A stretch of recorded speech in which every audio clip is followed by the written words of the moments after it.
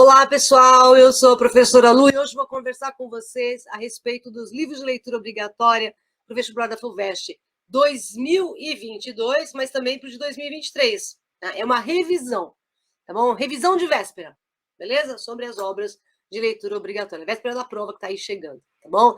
Mas antes disso, produção, solta a vinheta.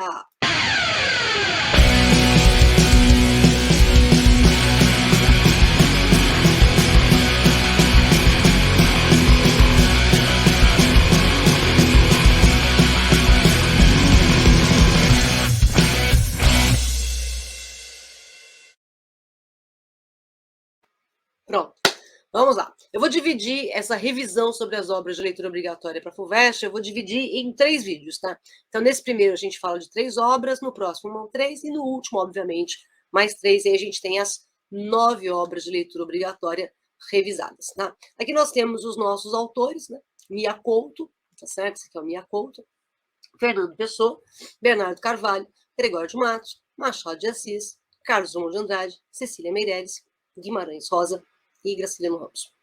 Tá? Foram esses os autores escolhidos para esses nossos 2 vestibulares, 2022 e 2023, certo? Bom, vamos começar por onde? Vamos começar pelo Gregório de Matos Guerra, tá? Vamos começar pelo Gregório. O Gregório de Matos, ele é um autor difícil, aliás, a edição que a FUVEST pediu para vocês lerem foi essa daqui, né, que é a edição organizada pelo professor José Miguel Wisnik, tá? Mas assim, são poemas que estão em domínio público, então você encontra todos os poemas na internet, tá? E também, muitos deles eu tenho uma playlist, dá uma olhadinha na minha playlist do Gregório de Matos, lá eu tenho análise de diversos poemas do Gregório de Matos, tá? Análises breves, de 7 a 10 minutinhos, tá bom? Dá uma olhadinha lá, porque eu vou fazer algumas análises com vocês agora, mas se você quiser ver se você leu direitinho algum poema, dá uma olhadinha, ver se está lá na análise, tá bom? Ok? Para você poder ir com segurança para a prova, tá? Bom, o Gregório de Matos, ele escreveu poesia lírica, poesia satírica, poesia encomiástica, poesia reflexiva filosófica e poesia religiosa, tá? A poesia lírico-amorosa, ela é uma poesia em que a gente vai ter, por um lado, né, a visão platônica do amor, e por outro lado, a visão sensual do amor. Lembrar que o barroco é a arte dos opostos, o barroco é a arte dos conflitos, o barroco é a arte das contradições. Então, trabalhar essa ideia de que o amor alimenta a alma em um texto, e em outro, trabalhar a ideia de que o amor é alimento da carne, isso é muito viável no movimento barroco. Isso, quando o Gregório de Matos, não trabalha os 2 aspectos em um mesmo texto. Você pode ter, num soneto do Gregório de Matos, a visão platônica e a visão sensual, só que uma delas vai sempre predominar. Tá? Vai predominar ou a sensual ou a erótica. Você tem que ler com mais atenção e ver aquilo que te chama mais atenção, vai ser a predominante. Tá? Na poesia lírico-amorosa, obviamente, o Gregório de Matos vai declarar o quê? Vai declarar o amor, vai falar sobre o amor, sobre o sofrimento do amor, sofrimento que o amor causa, né? A felicidade que o amor causa também. Vai elogiar a figura feminina. É claro que no viés platônico, a gente vai ter sempre essa elocução elevada em relação à figura feminina. É uma manifestação de um eu lírico apaixonado. Então, ele vai elogiar as belezas, os encantos dessa mulher, né? Vai respeitar as virtudes morais dela, né? E vai mostrar para a gente os efeitos da amada sobre ele. Né? Então, ele tem calor, tem frio, tem saudade, tem insônia, tem tristeza, melancolia, tem felicidade, dependendo do caso. É muito frequente o sofrimento, né? Principalmente por causa de o Gregório de Matos retratar aqui um amor que não se realiza, né? Ou então um amor que se realizou e terminou. Né? O amor que faz sofrer. Né? O amor que faz feliz é o mesmo que faz sofrer, certo? Bom, as 2 tendências, portanto, tanto a poesia amorosa como alimento da carne e a poesia amorosa como alimento do espírito, tá certo? O alimento da carne é a sensual, o alimento do espírito é a platônica. Perfeito? Tudo bem? Beleza? Bom, Gregório de Matos também escreveu poesia encomiástica. Essa é a que menos interessa, na verdade. A poesia encomiástica é aquela poesia de fazer elogio, né? Então, encômio é elogio. Então, essa poesia em que o Gregório de Matos ele acaba elogiando governadores, generais, autoridades, né, pelos bons serviços que eles prestaram, né? E é de locução elevada também, né? Porque é para puxar saco, então tem que ser de locução elevada. Então, assim, digamos, a poesia moralmente adequada, né? E que ele retrata o que é louvável. Porque o Gregório de Matos ele faz assim: se é merecedor de elogio, ele elogia. Se é merecedor de crítica, ele critica também. Tá? Então a encomiástica acho que é a que a menos importa para a gente, é a menos significativa, mas pode aparecer na sua prova também. Tá? Eu vou destacar essa daqui, bom, que é uma poesia em que aqui eu tenho uma reprodução dessa poesia. Então, se você observar, deixa eu ampliar aqui para vocês verem. Melhor, ó. Se você observar aqui, as palavras elas estão todas incompletas. A gente colocou esses tracinhos aqui, né? Para você perceber que o que a gente faz nesse texto? A gente vai ligando as palavrinhas. Então, eu tenho uma palavra incompleta aqui, outra aqui, outra aqui, outra aqui, e embaixo também elas são incompletas. E o que está no meio, entre os dois versos, serve para completar tanto a palavra de cima quanto a palavra de baixo. Então, é um labirinto de palavras. Né? Digamos assim, são as partes que acabam se unindo e geram um todo. É quase um caleidoscópio poético. É um soneto cheio de adjetivos, ó, afável, aprazível, inflexível, incomparável, inimitável, incrível, tá? Então, assim, é cheio de adjetivos. Ele está fazendo uma homenagem ao desembargador Belchior da Cunha Brochado, nesse texto, né? E aqui ele coloca para a gente, olha, deixa eu só fazer uma observação, né? Ele coloca para a gente muitas perspectivas, muitos aspectos, aliás, né, de admiração, né, do Belchior da Cunha Brochado, né, ó, onde do Erebo só se tem memória para que garbo, tanta energia, pois de toda esta é gentil glória, da mais remota seja a alegria. Tá? Então você vai juntando. Aqui deu umas falhadas no meu ligue-ligue aqui, mas é só para você entender que é para brincar realmente ligue-ligue.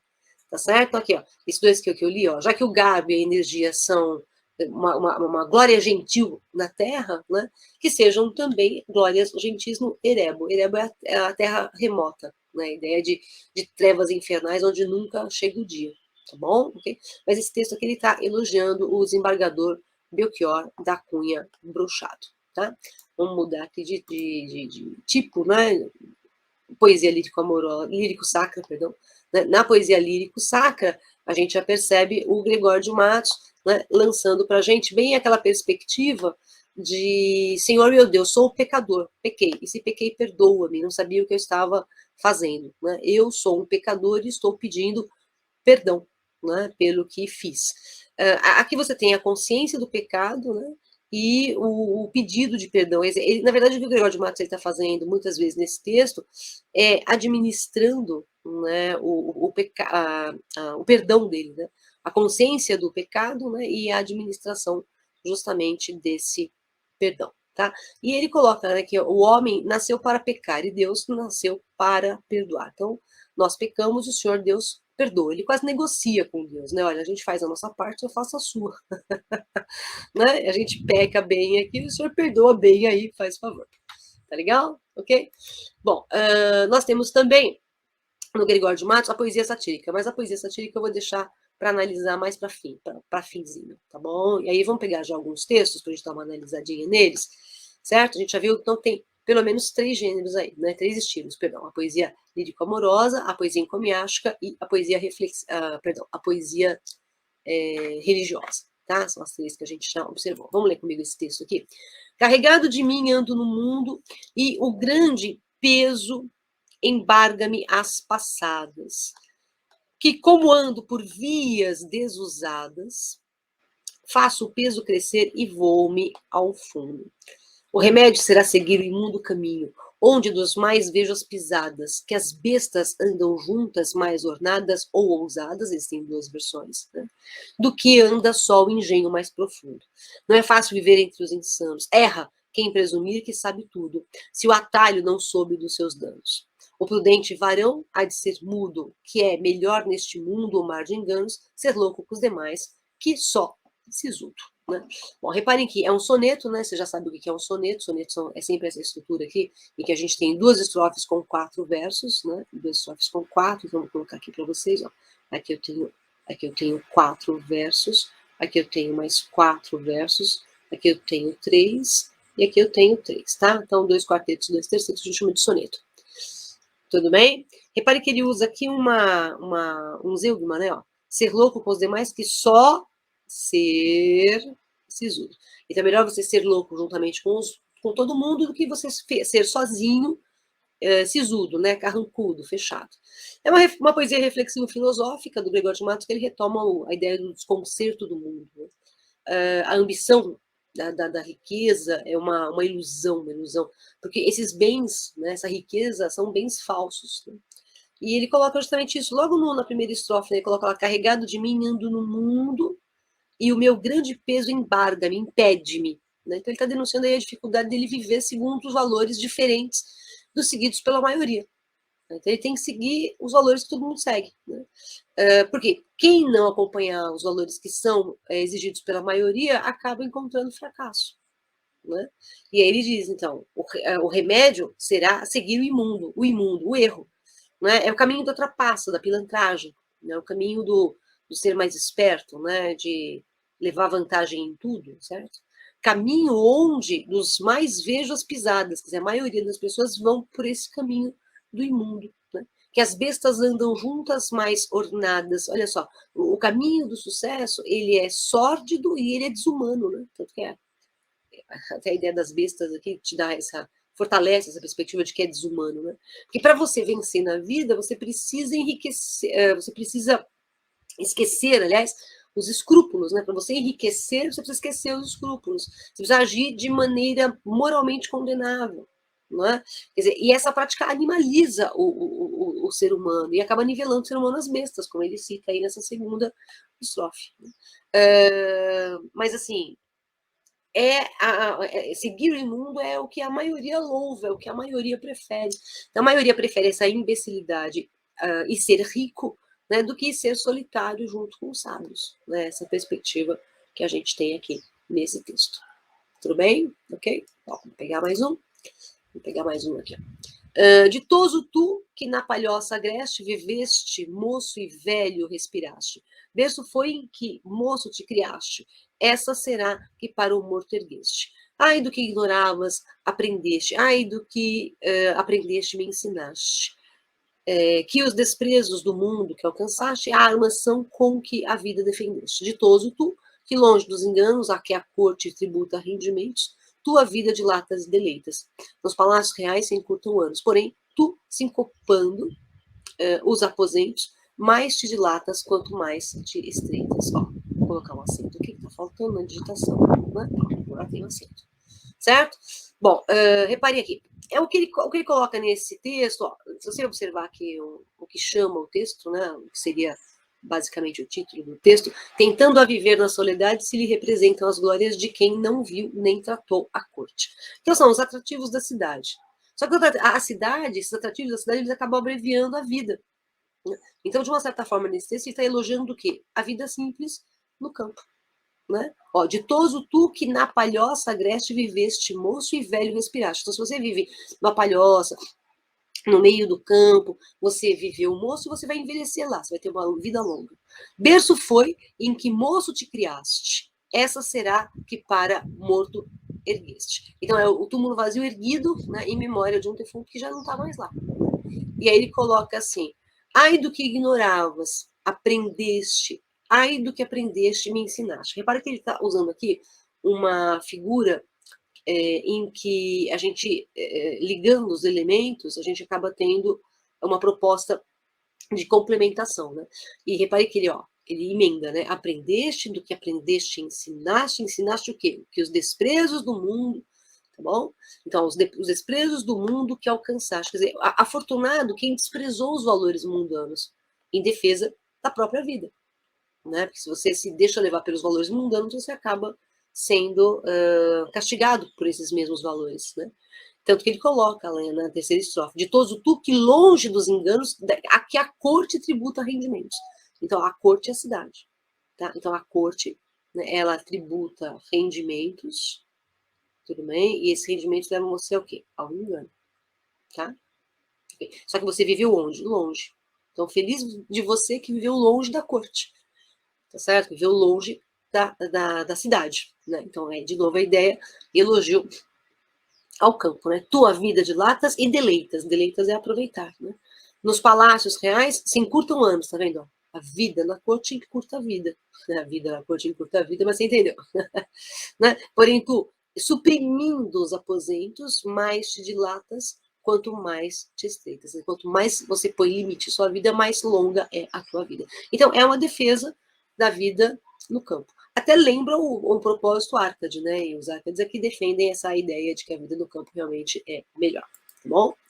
Vou pegar mais um aqui. Ó tudo meu fiel, perdão, ó tudo meu amor fiel traslado, mariposa entre as chamas consumida, pois se a força do ardor perdes a vida, a violência do fogo me há prostrado. Tu, diamante, o teu fim has encontrado, essa flama girando apetecida, eu girando, uma penha endurecida, no fogo que exalou o morro abrasado. Ambos de firmes anelando chamas, tu a vida deixas, eu a morte imploro. Nas constâncias iguais, iguais nas famas. Mas, ai, que a diferença entre nós choro, pois, acabando tu ao fogo que amas, eu morro sem chegar à luz que adoro.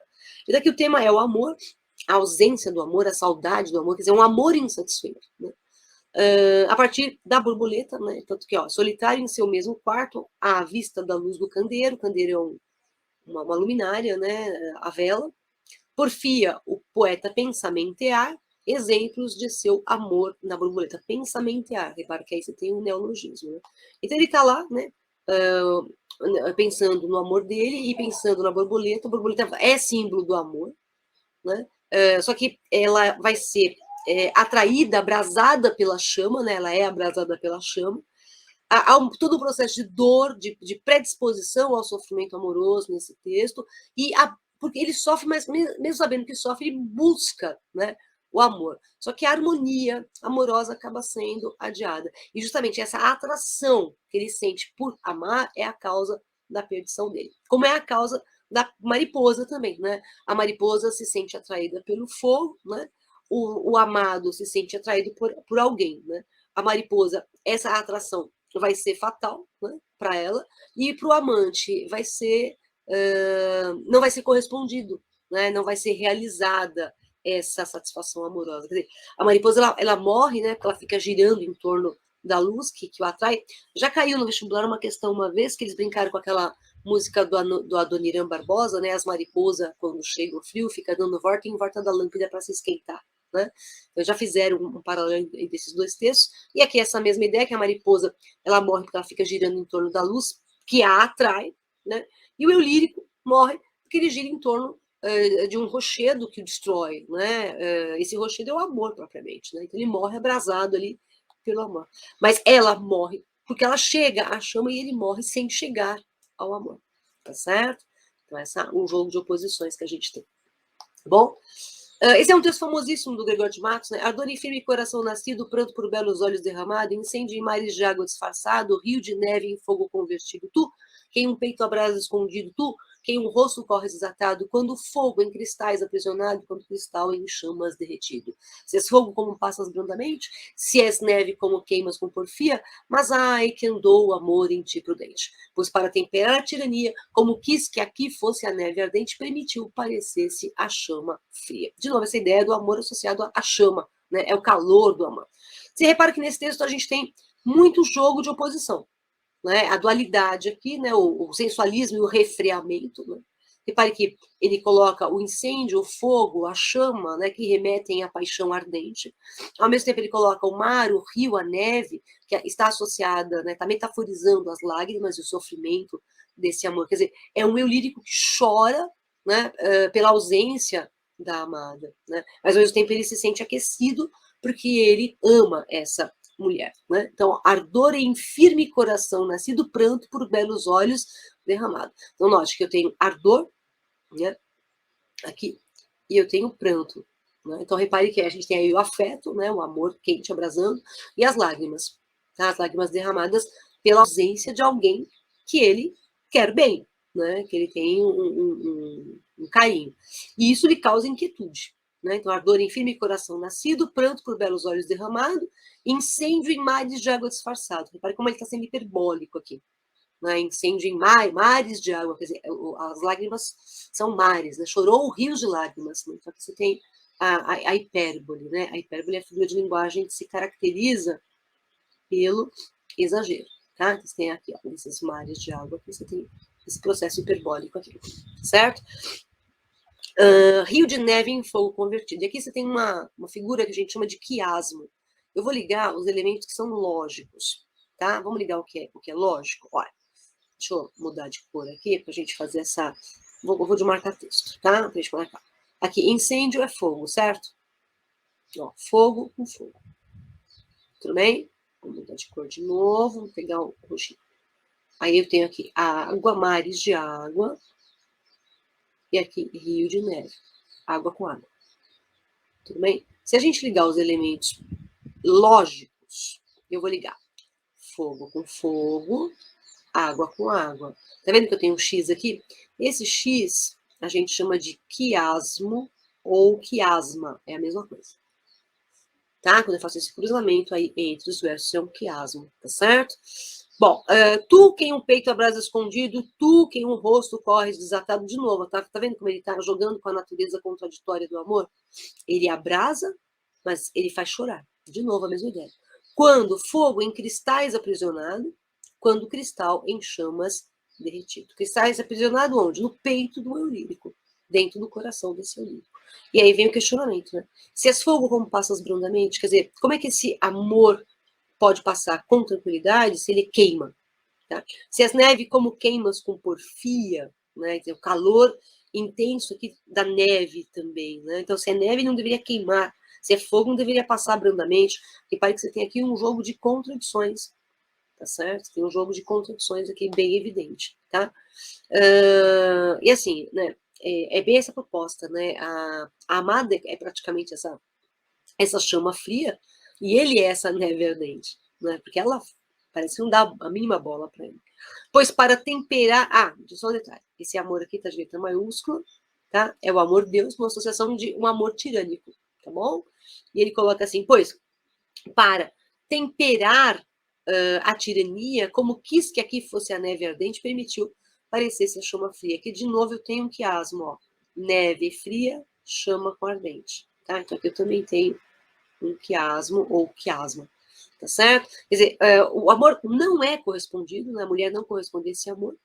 E você tem aqui justamente o grande mistério, né, da transformação do amor. O amor que é fogo, ele se transforma, o sentimento amoroso, né, que é um fogo, ele acaba se transformando em lágrimas, que são os cristais. Então aqui é bem o sofrimento amoroso e a natureza contraditória, justamente, do amor. Tudo bem? Perfeito? Muito bem. Vamos para a próxima agora. Vamos pegar um texto aqui. Essa aqui é uma encomiástica, né? Aqui, eu te mostrei aquela que é para a gente brincar de ligue-ligue com as letrinhas, com as palavras, né? Que é o que eu falei, eu chamei de um labirinto ali. Aqui não, aqui é ele faz ao bom governador Antônio Luís, né? O Apolo de ouro, filho coroado, Marte em um Adonis desmentido, Fênix entre aromas renascido, cisne em doces cláusulas banhado. Então você repara, né? Que ele está aqui, né, se dirigindo ao governador Antônio Luís, que era o marquês de Minas, né, Antônio Luís de Souza Teles Medeiros, que governou de 1684 até 1687. Ele era um homem muito afável. Né?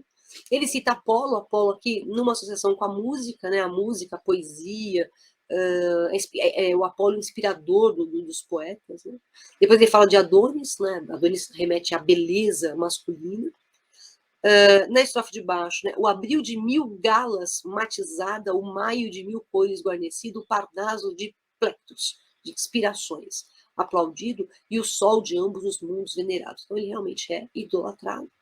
O prodígio maior que tudo o clama, o assunto melhor da fama digno, do tronco mais ilustre, a melhor rama. Então ele é do tronco ilustre, ele é uma das melhores ramas. Então é um poema de enaltecimento do governador, porque ele realmente merece. O herói celestial quase divino, o maior que o seu nome e a sua fama, e é esse que estás vendo, ó peregrino, né? Então, olha como ele é idolatra, né? Um herói celestial, né? Ele é quase divino, ele é maior que o seu nome, ele é maior a sua fama, né? Prossegue, pois, agora o teu destino, e a qualquer de que fores perguntado, dirás que o bom governador é já chegado, tá? Agora, repare uma coisa aqui, soneto caudático, tá? Esse é um problema aqui. O que é um soneto caudático? Você viu que tem um terceto a mais? Tá aqui, ó, o terceto a mais, ó. O caudático tem um terceto a mais, ó. Aqui eu tenho 4, aqui eu tenho 4, aqui eu tenho 3, aqui eu tenho 3. Até aqui seria um soneto comum. Como ele joga mais 3, esse é o soneto caudático. Tá bom? Ok? Perfeito? Tá legal? Bom, então esse aqui é de homenagem também. Não é muito importante, mas como é um soneto caudático, eu quis te mostrar. Tá? Agora, a poesia que mais deu fama ao Gregório de Matos realmente foi a poesia satírica. Né? Na poesia satírica, ele critica todo mundo, né? Todo mundo que merece a crítica. Então, ele vai criticar os vícios morais das pessoas, né? Ele vai criticar, vai atacar os desvios de conduta. São poesias, muito frequentemente, de elocução baixa, que muitas vezes geram ambiguidades, né? Duplos sentidos. Né? É uma poesia que gera um riso bastante agressivo. E nisso, a gente tem essa poesia satírica sendo, na verdade, empregada como uma ferramenta de correção moral. Né? Porque quem ouve essa poesia acaba pensando assim, puxa, eu faço isso errado, melhor eu me corrigir. Né? Então, assim, muitas vezes eu tenho nessa poesia satírica a ideia de uma lei da equivalência, né? Porque quanto pior o vício, pior é a linguagem, então quanto pior é o erro, pior vai ser a linguagem empregada pelo Gregório de Matos nessa sátira que é realmente agressiva.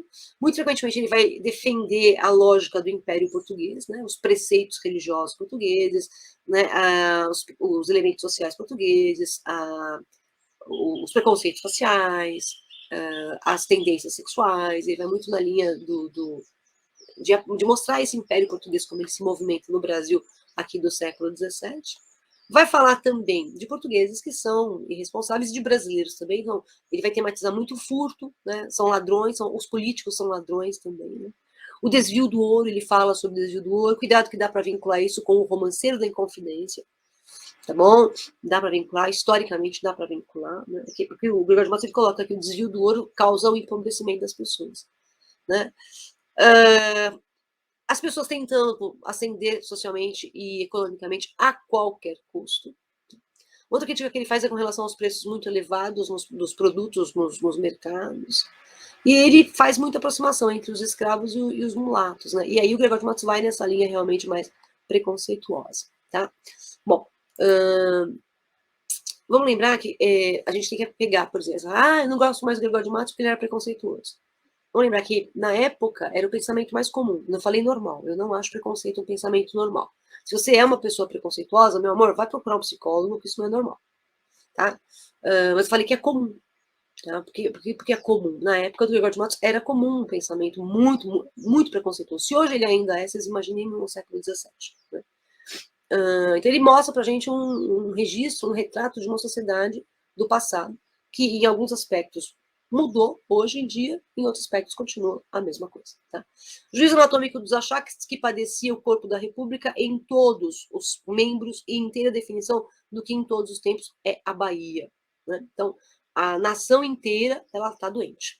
Tá? Ele vai colocar aqui pra gente, ó, o que falta nessa cidade? Verdade. O que mais pessoa desonra? Honra. Falta mais que se lhe ponha? Vergonha. O demo a viver se exponha, por mais que a fama exalta, numa cidade onde falta verdade, honra e vergonha. Repare um recurso que o Gregório de Matos usa bastante, que a gente chama de disseminação e recolha. Ó, aqui ele coloca verdade, aqui ele coloca honra, aqui ele coloca vergonha. Ele espalhou essas 3 palavrinhas aqui. Repare que ele recolhe essas 3 palavrinhas no último verso. Tá vendo aqui, ó? Que ele recolheu. Tá? Então ele disseminou, espalhou, depois ele recolheu. Tudo bem? Esse texto é um texto ele é bem longo, né? Não vou ler todo o texto com vocês, não. Só vou te mostrar essa ideia da disseminação e recolha, mas é um texto em que ele critica o comércio, ele critica a polícia, ele critica a justiça, ele critica a igreja, a administração pública, de monte ele critica. Né? Quer dizer, é toda uma organização social decomposta. Né? E ele parte do geral para o particular. Tá? Então, falando de muitos, ele está falando de alguns em especial. Né? Ele parte muitas vezes do abstrato para o concreto. Tá certo? Quer dizer, ele fala de muitos indivíduos desqualificados porque ele quer atingir alguns indivíduos desqualificados. Né? Então, olha aqui de novo a disseminação e recolha. Ó. Negócio, tá vendo? Ambição, usura. Usura é agiotagem, tá? E aqui embaixo ele recolhe, ó. Negócio, ambição e usura. Tá? Isso a gente chama de disseminação e recolha. Tá? E ele vai nessa linha o poema todo, ó, de novo aqui, ó, tá vendo? Ó. E que justiça resguarda? Bastarda, é graça distribuída, vendida, que tem que a todos assusta e injusta. Quer dizer, a justiça é injusta. Vai nos Deus que custa, que é o rei nos dá de graça, que anda a justiça na praça. Como é que é a justiça? Bastarda, vendida e injusta. Esses são textos de uma plena atualidade do Gregório de Matos. Perfeito? Tá bom? Beleza? Então, esse é um texto satírico, aí de novo a mesma ideia, ó. Mais uma vez, ó, não pode, não quer, não vence, tá aqui, ó, não pode, não quer, não vence. Como é que eu chamo isso? Disseminação e recolho. Eu espalho, depois eu recolho. Tá? Aqui também mais uma poesia satírica, né? A cada canto um grande conselheiro que nos quer governar cabana e vinha, não sabem governar sua cozinha e podem governar o mundo inteiro. Quer dizer, não consegue governar a sua própria casa. Como é que vai governar um país? Né? Em cada porta um bem frequente olheiro, quer dizer, um olheiro é um fofoqueiro, que a vida do vizinho e da vizinha pesquisa, escuta, espreita e esquadrinha para o levar à praça e ao terreiro. Né? Então, as pessoas estão sempre falando da vida dos outros e, na verdade, querem pegar algum deslize para denunciar esse deslize e depois tirar algum tipo de vantagem. Né? Muitos mulatos desavergonhados, trazidos sob os pés dos os homens nobres, posta nas palmas toda a picardia. Picardia, maldade, a malandragem, mas aquela malandragem maldosa. Tá?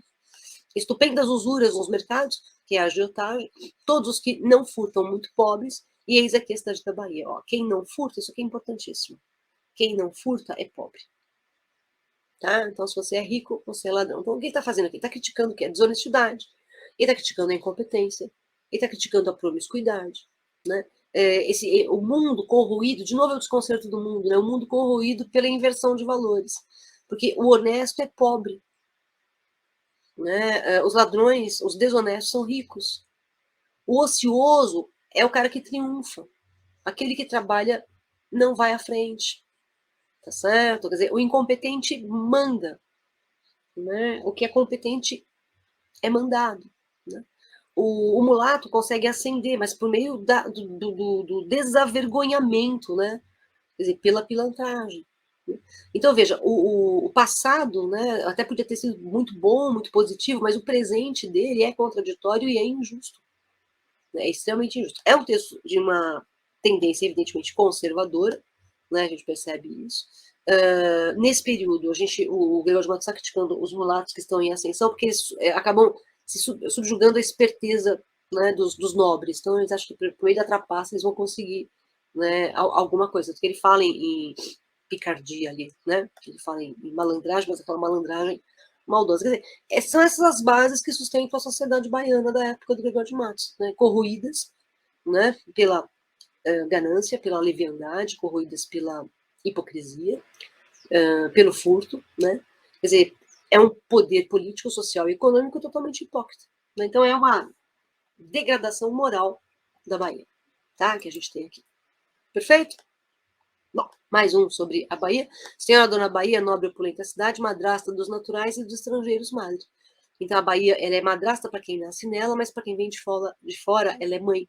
Ela trata muito bem quem vem de fora, mas para quem nasce nela, ela é muito, muito ruim. Né? Dizei-me por vida vossa em que fundais o ditame de exaltar os que aqui vêm e abater os que ali nascem. Quer dizer, é a pátria que não se preocupa com o seu filho, mas se preocupa com o que vem de fora. Se o fazeis pelo interesse de que os estranhos os gabem, isso os paisanos fariam com conhecidas vantagens. E suposto que os louvores e em boca própria não valem, se tem força esta sentença, a maior força terá a verdade. Não sei porquê, mas saiu aqui, ó, é os aqui, né? E aqui também são os louvores. Tá? Aquela coisa de copia e cola do PDF, aí sempre sai algum erro de digitação. E assim, ele está falando sobre o quê?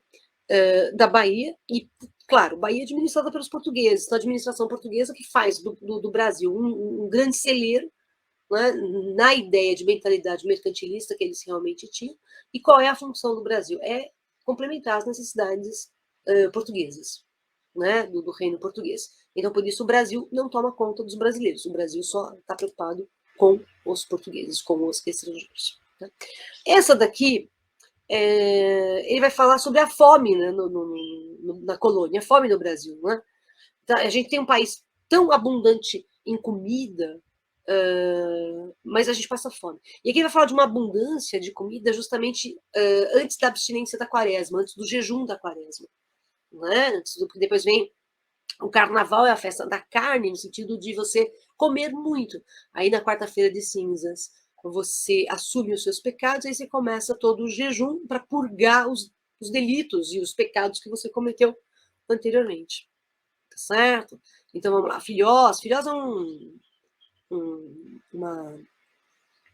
uma comida que se faz muito em Portugal, minha mãe faz aqui bastante.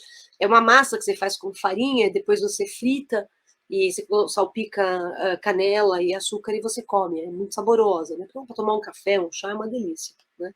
Então, filhós, fatias, sonhos, mal assadas, galinhas, porco, vaca e mais carneiros, perus em poder do pasteleiro, esguichar, deitar pulhas laranjadas. Né? Então, assim, deitar pulhas é pregar peças, né? Bem a ideia do carnaval. Repare que aqui, ó, ele está falando sobre o carnaval. O que é o intrudo? Em Portugal ainda é intrudo até hoje. Fala-se intrudo em Portugal. Não é o carnaval. Tá? Então está falando das festas, está falando da comida e das brincadeiras do carnaval. Enfarinhar o homem quer sair, né? Por rabos, dar risadas, ó, tá vendo? São as festas, as brincadeiras do carnaval, né? Por rabos, dar risadas, gastar para comer muito dinheiro, não ter mãos a medir o taverneiro com restas de cebolas a dar pancadas, né? Então, é o momento em que você se esquece da sua pobreza. O carnaval faz você esquecer dos problemas, né?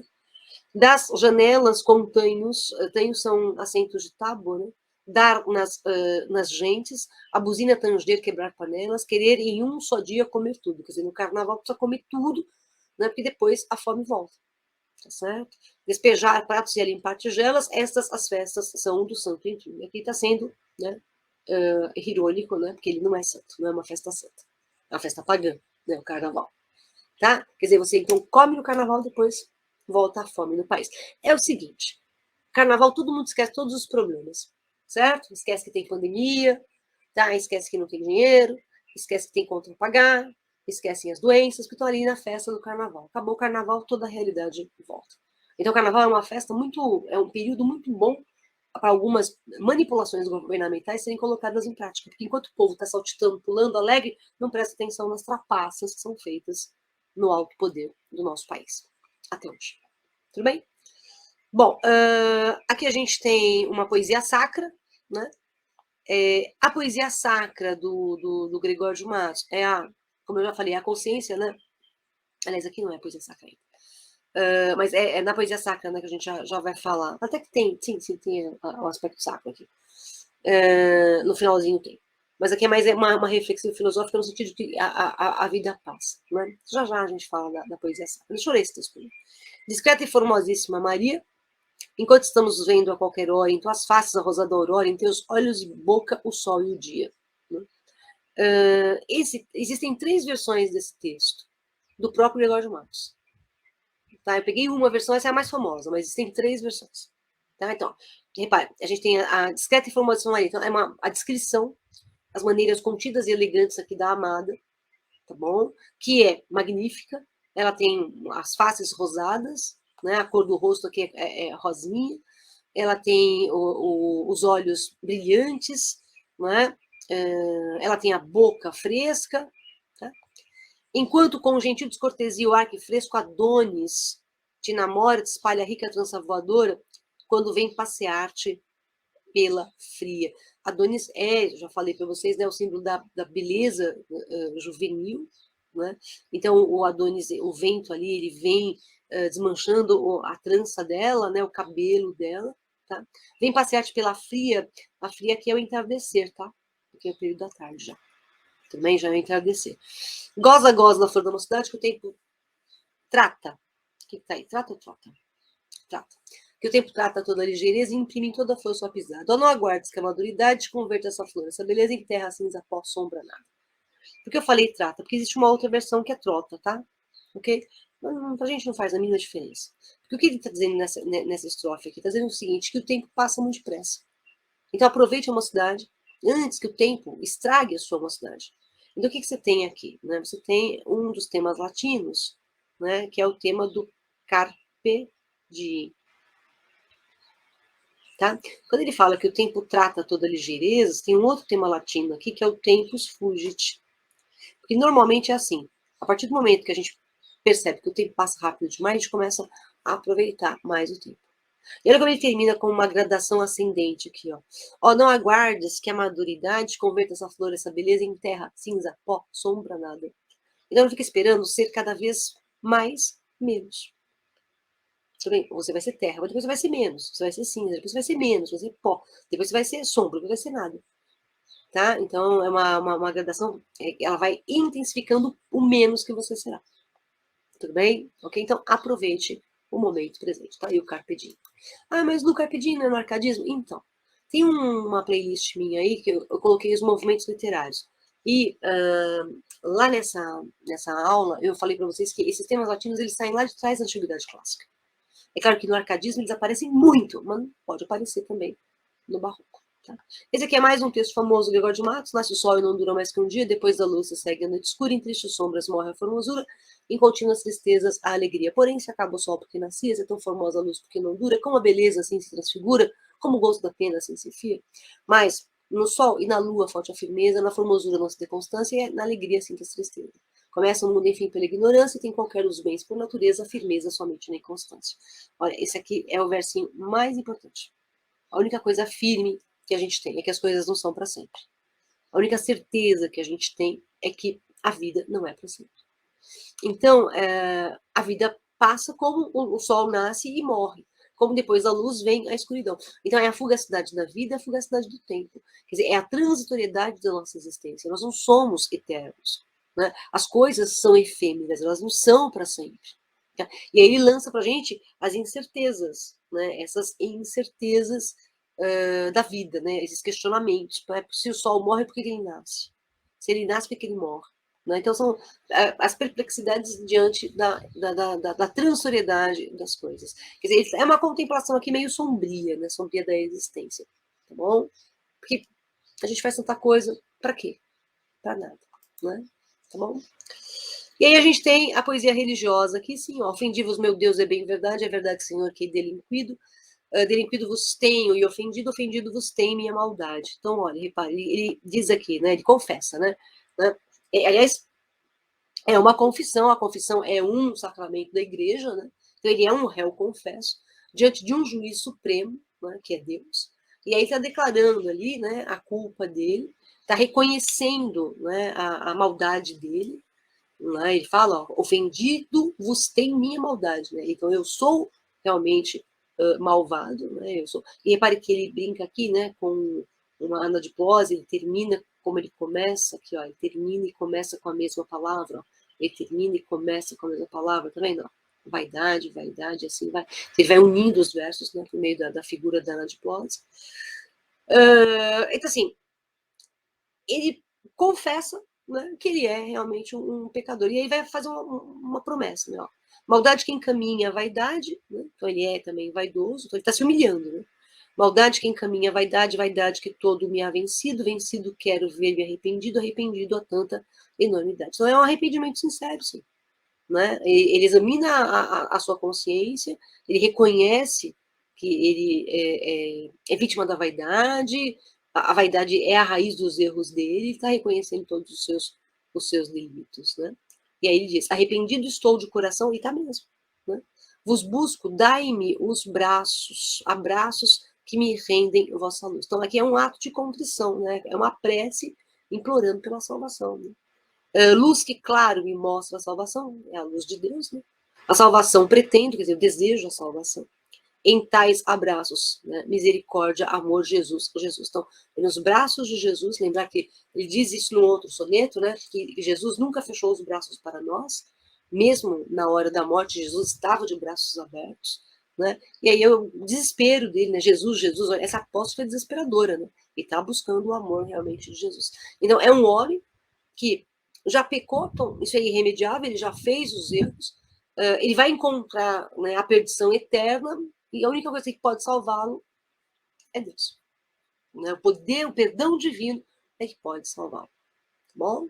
Então é aquela coisa, né? A eterna dialética, né? A queda e a remissão do homem. Aqui buscando a Cristo, né? A voz correndo voa braços sagrados, de novo essa ideia, de novo, olha o tom evocativo que a gente tem, né? É a louvação. Aqui ele vai louvar as partes de Cristo, né? Ele vai falar dos pés, dos braços, dos olhos, do dorso, da fronte de Jesus. Né? Ó, a voz correndo voa braços sagrados, nessa cruz sacrossanta descobertos, que para receber-me estáis abertos, e por não castigar-me estáis cravados. Quer dizer, Jesus morreu por nós, por isso que ele morre pelo homem, então por isso que ele está com os braços aqui cravados. Quer dizer, mas Jesus está com os olhos fechados, ó, a voz divina, os olhos eclipsados, quer dizer, olhos fechados, de tanto sangue e lágrimas abertos. Então eles estão fechados para não condenar o cidadão. E estão abertos para perdoar. Tá? Ok? Pois, para perdoar-me estáis despertos e por não condenar-me estáis fechados. Você está fechado para não condenar o eu lírico e está aberto para perdoar o eu lírico. Né? Assim como tá de braços, Jesus está de braços abertos para receber o seu seguidor, né? E está de braços pregados para não castigar esse pecador. Tá bom? A vós pregados pés por não deixar-me, a vós sangue vertido para ungir-me, a vós cabeça baixa para chamar. Né? A vós lado patente quero unir-me, a vós cravos preciosos quero atar-me, para ficar unido, atado, enfim. Então eu quero unir-me ao Senhor. É muito bonito esse texto. Né? É religioso. E o último aqui, para a gente encerrar essa nossa revisãozinha do Gregório de Matos, né? Isso aqui é mais para mostrar para vocês de novo a disseminação e a recolha. Só que agora, aqui, o que ele faz? Ele recolhe só o fim, ó. Terra, terra. Dado, dado. Ele aproveita a rima, tá bom? Estado, estado. Em terra, tá vendo? Ele aproveita a rima aqui. Tá? Na oração que diz a terra, quer Deus que a quem está o cuidado dado, pregue que a vida é emprestado estado, mistérios mil que desenterra em terra. Quem não cuida de si, que é terra, erra, que o alto rei por afamado amado é quem lhe assiste ao desvelado lado da morte ao ar não desaferra, aferra. Quem no mundo a mortal loucura cura, a vontade de Deus sagrada agrada, e firmar-lhe a vida em atadura dura, ó voz zelosa que dobrada brada. Já sei que a flor da formosura usura será no fim dessa jornada nada. Então, quando ele repete aqui, o que está fazendo? Está fazendo rimas internas, tá? Ele vai sempre nessa perspectiva. Tudo bem? Ele faz aí as rimas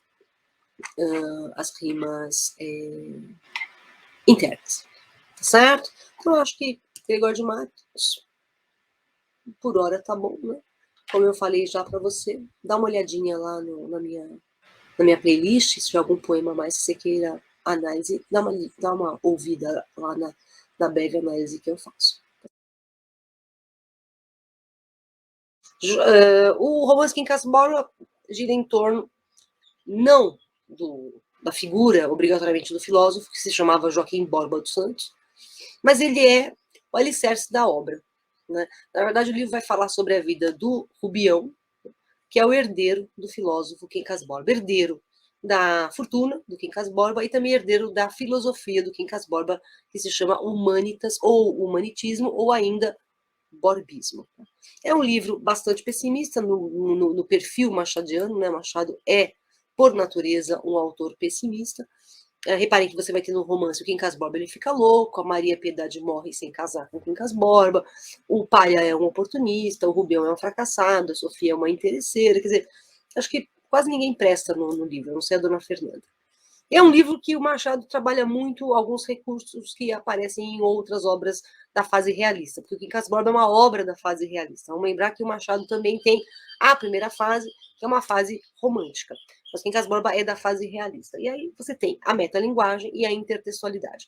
Metalinguagem é quando o texto fala a respeito do próprio texto. Tá? E a intertextualidade é quando a gente se refere a um texto que já existe, aí a gente retoma esse texto. Então vamos lá. E outra coisa, referência ao leitor. Tá bom? O leitor está aqui também, é um traço típico do Machado.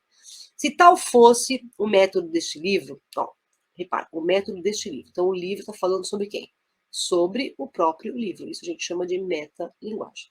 Tá certo? Eis aqui um título que explicaria tudo. Então, o título também metalinguístico. De como Rubião, satisfeito da emenda feita no artigo, tantas frases compôs e ruminou que acabou por escrever todos os livros que lera. Lá, leitor, a quem só isso não bastasse. Naturalmente, quereria toda a análise da operação mental do nosso homem, sem advertir que, para tanto, não chegariam 5 folhas de papel e fiorem. Né? Aqui, ó, a intertextualidade. Tá? Há um abismo entre a primeira frase de que Rubião era coautor até a autoria de todas as obras lidas por ele. É certo que o que mais lhe custou foi ir da frase ao primeiro livro. Deste em diante, a carreira fez-se rápida. Não importa, a análise seria ainda assim longa e fastiosa. O melhor de tudo, deixar só isto, durante alguns minutos. Rubião se teve por autor de muitas obras alheias. Tá bom? O Rubião, ele enlouquece, certo? Vamos pegar aqui um outro exemplo, um traço também típico da obra machadiana, que é a digressão. O que é a digressão? Você vem contando a história, então lá, você vem falando da história, tá? De repente ele para, desvia, fala de outra coisa, depois ele volta aqui para a linha, tá bom? Narrativa. Aí ele fala, de repente ele para, desvia e volta aqui para a linha narrativa. Então, tudo que sai da linha narrativa, tudo que sai dessa reta aqui, digamos assim, né, a gente vai chamar de digressão. Tudo bem? O rumor das vozes e dos veículos acordou um mendigo que dormia nos degraus da igreja. O pobre diabo sentou-se, viu o que era, depois tornou a deitar-se, mas acordado, de barriga para o ar, com os olhos fitos no céu. O céu fitava-o também, impassível como ele, mas sem as rugas do mendigo, nem os sapatos rotos, nem os andrajos, um céu claro, estrelado, sossegado, olímpico, tal qual presidiu as bodas de Jacó e ao suicídio de Lucrécia. Repare que eu tenho aí também a intertextualidade. Tá bom? Repare que aqui, referência a Jacó e a Lucrécia. Olhavam-se numa espécie de jogo do siso, com um certo ar de majestades rivais e tranquilas, sem arrogância nem baixeza, como se o mendigo dissesse ao céu: afinal, não me has de cair em cima, e o céu: nem tu me has de escalar. Bom, deixa eu fazer uma observação. O jogo do siso é aquele jogo em que as pessoas ficam um olhando para o outro, assim, fixamente. Não, vou brincar com você. Vamos brincar de jogo do siso, certo? Então pronto, aqui estou eu. Né? Então fico olhando para você. O primeiro que der risada perde. Eu não vou rir. Você vai perder. E não tem tempo para ficar brincando, certo? Tá bom? Esse é o jogo do siso. E essa passagem aqui, né? Afinal, não me has de cair em cima, né? O mendigo fala pro céu, e o céu ainda responde: nem tu me has de escalar, que você vai ficar aí na tua, eu vou ficar na minha. Né? A gente vai cada um ficar na sua. Deixa eu compartilhar de novo a tela aqui. Tá bom? Bom, depois, né? A ideia do livro propriamente, né? O tempo da narrativa. O romance ele começa em 1867 e termina em 1871. Quer dizer, o tempo da história vai de 67 a 71. Tá? O tempo do enredo. Tá. Mas em termos históricos, é um romance que coincide com o quê? Com a queda da monarquia no Brasil, a lei do ventre livre, a guerra do Paraguai. Né? E aí o Machado vai fazer uma série de flashbacks. Flashback, ele vai voltar no tempo. Tanto que ele volta no tempo diversas. O começo do livro já mostra essa ideia de flashback. Né? Ele fala, né, no comecinho do livro. Onde é que está aqui o meu Químicas Volta?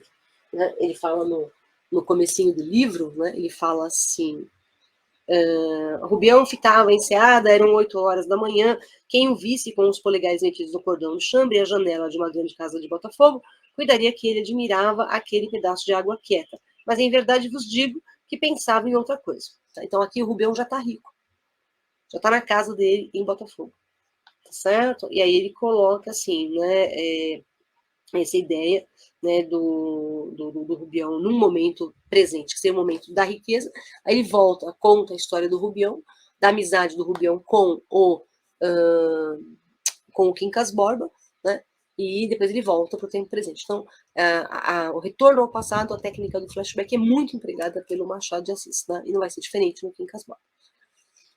A obra do Machado tem muita referência a Shakespeare, várias. Em Quincas Borba também não vai ser diferente. Olha aqui.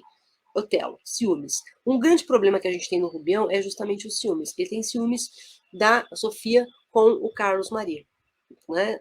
Ciúmes seria singular que esta mulher, que não tinha amor àquele homem, que é a Sofia, não quisesse dá-lo de noivo à prima. Quem? Não queria dar o Carlos Maria de noivo à prima. Mas a natureza é capaz de tudo, amigo e senhor. Inventou o ciúme de Otelo e o do Cavaleiro de Grier. Podia inventar este outro de uma pessoa que não quer ceder o que não quer possuir. Tá? Então você tem aqui a referência a Shakespeare e, obviamente, você tem a noção da intertextualidade, mais uma vez. Tudo bem? Ok. Tema central do Quincas Borba, né, é a transformação do homem em objeto do próprio homem. É a coisificação ou reificação. Que isso vai acontecer com o Rubião. Ele vai ser transformado em objeto de Palha e de Sofia. Há uma grande ironia, né, no livro, porque a gente tem a elaboração de uma filosofia que é humanitas, né, que é uma filosofia de um filósofo maluco, mas que, de uma certa forma, corresponde ao comportamento de todo ser humano, né, alienado, mas considerado essencialmente normal, que é o que acontece com o próprio Rubião. O Rubião acaba sendo a própria vítima da filosofia do Quincas Borba. Quincas Borba, portanto, é o nosso filósofo maluco que já apareceu no livro Memórias Póstumas de Brás Cubas. Lá no Memórias Póstumas de Brás Cubas, ele foi amigo do Brás Cubas na infância, depois ele sumiu, né, e aí o Brás Cubas reencontra o Quincas Borba mendigo, é aquele episódio que o Quincas Borba aproveita e rouba o relógio do Brás Cubas. Muito tempo depois, o Quincas Borba reaparece, né, devolve um relógio similar para o Brás Cubas e vem à casa do Brás Cubas explicar para ele a filosofia dele, Humanitas. Então, a filosofia Humanitas aparece pela primeira vez no livro Memórias Póstumas de Brás Cubas. Mas a frase célebre que resume Humanitas, que é ao vencido ódio ou compaixão, ao vencedor as batatas, essa frase só aparece no romance Quincas Borba. Tudo bem? Agora, tem que tomar atenção porque existe um cachorro no livro chamado Quincas Borba também. Tá? Agora, se o título é referente ao filósofo, ao Quincas Borba filósofo ou ao Quincas Borba cão, a gente não vai saber. Tá bom? Mas tem o Quincas Borba, ele tinha um cachorrinho e ele deu o nome dele pro cachorro. Porque o Quincas Borba, ele acha que quando há morte, a alma transmigra. E se a alma dele transmigrasse pro cachorro, né, e o cachorro tivesse o nome deles, era mais fácil ele se identificar, né? Já era o Quincas Borba. Então, chama Quincas, ele já saberia que era ele. Humanitas, ou humanitismo, ou ainda borbismo, é o princípio, de acordo com o filósofo, da existência que existe, que está em todo ser vivente. Tá? Em todo ser vivente. Tá legal? Na verdade, é o princípio basilar da vida, segundo o filósofo Quincas Borba. E aí o que o Machado de Assis está fazendo? Está fazendo uma paródia das teorias científicas do século XIX. Quais são essas teorias? Evolucionismo, determinismo, positivismo, socialismo. Tá? O socialismo do Proudhon, tá? Que é um socialismo utópico ainda. Aqui a gente pode perceber nitidamente, né, que a gente tem uma paródia ao darwinismo e ao positivismo. Ao darwinismo do Darwin, né, e o positivismo do Augusto Comte. Tá? E é justamente por meio dessa paródia que o Machado de Assis vai colocar em discussão as verdades absolutas, aquilo que a gente estabelece como verdade absoluta do universo. Né? E o Quincas Borba diz que as verdades absolutas elas são muito precárias, porque elas querem ser únicas, né? E elas pretendem ser únicas, elas não podem ser únicas. Né? Essa é a perspectiva, é uma das perspectivas do Quincas Borba. Né? O Quincas Borba, na verdade, ele faz o seguinte, ele afirma que humanitas é o princípio. Tá? É o princípio. E na filosofia dele, esse princípio é o seguinte, para algo existir, outra coisa precisa acabar. Tá? Então é um eterno devorar. Tudo bem? A desgraça de uns é felicidade de outros. Isso é bem machadiano. A sua desgraça de não ter lido os livros ou não os ter entendido é estar aqui assistindo a essa aula. Tá? É a minha felicidade. A tua desgraça é a minha felicidade de você estar aqui seguindo o canal, curtindo, né? Dá um curtir aí para mim, por favor, né? Dá um gostei aí, tá? Eu agradeço, tá certo? Então, assim, a tua desgraça é a minha felicidade. Então, a desgraça de uns é a felicidade de outros. E pro Quincas Borba, a morte, propriamente, ela não é o fim. A morte é o início de uma nova vida, e não o fim da existência.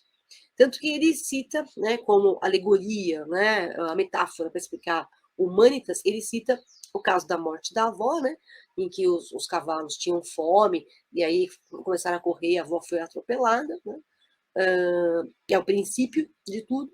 E o campo das batatas, que é o mais importante, né, do livro, né, que é a preservação de uma tribo, de uma comunidade, né, que depende da guerra e não da paz para poder sobreviver. A guerra é benéfica. Então, para o Quincas Borba, a violência não é um flagelo. Né? É uma suspensão, na verdade, da monotonia universal.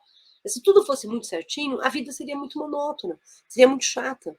Né? Então, assim, a morte é um meio também para a seleção daqueles que são mais aptos a estarem vivos. Tá? E é o que vai acontecer com o Rubião, de uma certa forma. Né? Ele vai ser vítima dessa luta constante pela sobrevivência. E aí a alegoria do campo de batatas é basicamente o seguinte, ele fala assim, quando o Quincas Borba explica para o Rubião. Rubião, imagine duas tribos. Então a gente tem a tribo A, né, a tribo A e a tribo B. Tá? E batatas. Batatas insuficientes para alimentarem as duas tribos. Do outro lado da montanha tem mais batatas. Então vamos fazer aqui a montanha. Tá? Aqui eu tenho as batatas e aqui eu tenho as duas tribos. 1, 2. Tudo bem? Ele diz o seguinte, se essas duas tribos dividirem as batatas, as duas tribos chegam na metade do caminho e morrem. Porque elas não vão ter força para chegar até o outro lado. Tá bom? Mas se elas não dividirem as batatas, então a divisão das batatas significa morte. Tá? Mas se elas não dividirem as batatas, ó, eu não dividi com esse cara. Tá? Então eu vou comer as duas batatas. Uma batata serve para eu chegar até aqui e a outra batata para eu chegar até aqui. Onde eu tenho mais batatas. Tudo bem? Então, se eu estiver sozinho, não dividir, ó, sobrevivi. Então, nesse caso, a luta significa vida. Ao vencido, ódio ou compaixão. Porque é a relação que a gente tem com o vencido, né? Ou a gente tem pena, coitado. Ou a gente tem raiva, burro. Ao vencedor, as batatas. As batatas passam a ser metáfora do quê? De sobrevivência. Passam a ser metáfora da vida. Tudo bem? Perfeito? Essa é a filosofia, né, do Quincas Borba na alegoria do campo de batatas. As personagens do Quincas Borba, o Rubião, o Pedro Rubião do Alvarenga, que é um professor primário de mente primária também. Né? Ele é, na verdade, um personagem muito simples. Aliás, eu acho que ele é o personagem mais simples do Machado de Assis. Né? E que está sempre oscilando entre o determinismo de meio e o livre-arbítrio. Né? Está sempre nessa oscilação. De qualquer forma, ele é o herdeiro da filosofia do Quincas Borba e herdeiro também do dinheiro dele, como eu já comentei. Ele é a representação do anti-humanitas. Por quê? Porque ele não lutou na vida. Ele ganhou a herança. Então ele não luta pelas batatas. Ele consegue tudo casualmente. Certo? Então ele é anti-humanitas, porque humanitas é o quê? É a luta. Né? A luta pela sobrevivência.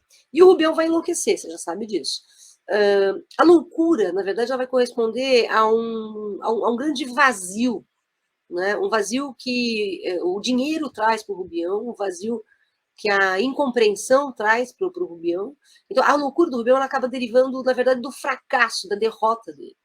Né? Então, de uma certa forma, aí você tem executada a filosofia humanitas, porque as batatas vão ficar para o mais forte. O mais forte é o Cristiano Palha e a esposa dele, Sofia. Agora, um detalhe: Rubião é uma alegoria do Brasil, né? Principalmente porque o nome Rubião vem aqui, ó, dessa família aqui, ó, família Rubiacé, né? Que é o nome do café, a planta do café. E o café, né, é uma das principais produções do Brasil na época, do Machado de Assis, e é uma representação do Brasil também. Né? Pedro, o nome dele é Pedro, né? O Pedro remete ao Dom Pedro II, né? E mais especificamente ao início da decadência da monarquia no Brasil, que acaba levando à proclamação da República. Tá? O Rubião, vamos falar de Rubião e o Quincas Borba, vamos fazer umas comparações entre os dois, que pode aparecer isso na prova. O Rubião e o Quincas Borba, eles são diferentes no seguinte: o Rubião morre sozinho, abandonado por todos. O Quincas Borba vai morrer na casa do amigo Brás Cubas. Ele viaja para o Rio de Janeiro e acaba morrendo aqui no Rio de, aqui, lá no Rio de Janeiro. Né? O Rubião não cria nenhuma filosofia. O Quincas Borba cria filosofia, humanitas. Né? Agora, semelhanças. Né? O Rubião acha que é Napoleão III. E o Quincas Borba morre achando que é Santo Agostinho. Tá? Mais uma diferença: o Rubião não tem herdeiros. Ele foi roubado pela Sofia e pelo pai, ele não tem herdeiros. E o Quincas Borba tem herdeiros, o Rubião e o cachorro. Porque, na verdade, o herdeiro é o cachorro. Se a gente pensar bem, né, o Rubião vai ser um tutor do cachorro. Tá? Okay. Porque para o Rubião receber a herança do Quincas Borba, no testamento tem uma cláusula: o Rubião tem que cuidar do cachorro. E se o cachorro morrer, o cachorro tem que ser enterrado num mausoléu X, tem todo um tratamento específico que ele tem que dar para o cachorro para ele poder receber a herança. Então eu acho que o Quincas Borba, na verdade, ele deixou o dinheiro dele para o cachorro e não para o Rubião. E que o cachorro não ia saber mexer com o dinheiro, então tinha que ter um tutor. Tá? O Cristiano Palha, né, tem 32 anos, capitalista, é falso amigo do Rubião. Pro Palha, o Rubião, depois que o Palha consegue ir roubando o Rubião, pro Palha, o Rubião é uma molação, uma chateação, né? Principalmente depois que ele fica louco, o Rubião, né? Okay? O Rubião é uma vítima de um grande mentiroso. O Palha é um mentiroso. É o marido da Sofia, que é ambicioso, é interesseiro, vaidoso, exibicionista, e ele, como é que ele pratica esse exibicionismo? Ele exibe a esposa. Ele gosta que os homens fiquem olhando para a esposa dele. Né? Isso lhe dá satisfação. Porque é mais ou menos o seguinte: um homem fica olhando para a esposa dele, olha só, o pai está pensando no cara, ele está pensando o quê? Nossa, como aquele cara é sortudo, olha o mulherão que ele tem. Tá? Então, o que o Palha, na verdade, quer fazer é inveja aos demais homens. Né? Não só com a esposa, mas também com a fortuna que ele abocanha do Rubião. Certo? A Sofia é uma das personagens femininas do Machado. O Machado tem 3 personagens femininas que são muito significativas. A Capitu, no Dom Casmurro, é a mais famosa, a Sofia, no Quincas Borba, e a Virgília, no Memórias Póstumas de Brás Cubas. São 3 mulheres muito fortes. A Sofia é uma mulher forte, é bonita, é sedutora, é dissimulada, ela é bem dissimulada também, né?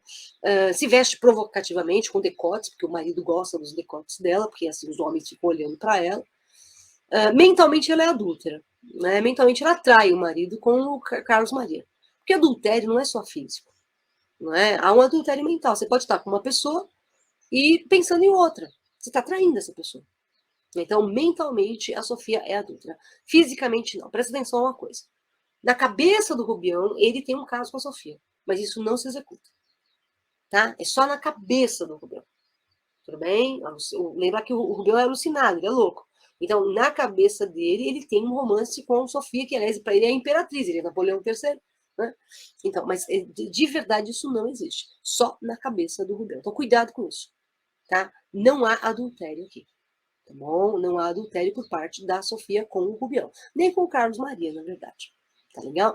Agora, a Sofia, ela quer status, né? Ela é uma alpinista social. E para conseguir esse status, ela tem que ser dissimulada. Então, a dissimulação vai ser necessária para ela conseguir sobreviver num mundo em que a ascensão social é necessária. É mais ou menos o que o Gregório de Matos disse naquele outro texto que a gente acabou de ler. Né? Ou você se iguala àqueles que são inescrupulosos, ou você não consegue nada na vida. Né? Então, a Sofia, ela é essa figura que quer vencer na vida, ela quer se destacar na sociedade. Tanto, né, que ela vai fazer parte de uma comissão, a comissão de senhoras, para angariar fundos para os pobres lá de uma epidemia no Alagoas, né? Na verdade, ela está participando dessa comissão só porque ela quer aparecer.